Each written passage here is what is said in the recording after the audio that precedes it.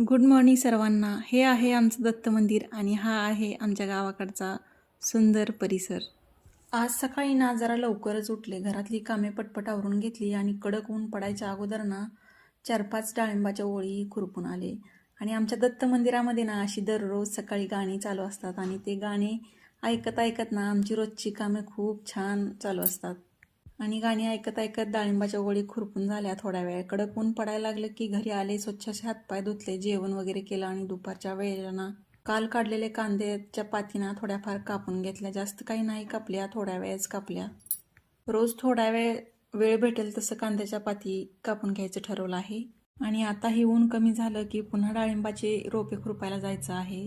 असा होता माझा आजचा एकदम साधा दिवस. आवडला असेल तर लाईक करा आणि आपल्या चॅनलला सबस्क्राईब करायला विसरू नका. भेटूया पुढच्या व्हिडिओमध्ये अशाच गावाकडच्या साध्या दिवसासोबत. तोपर्यंत बाय.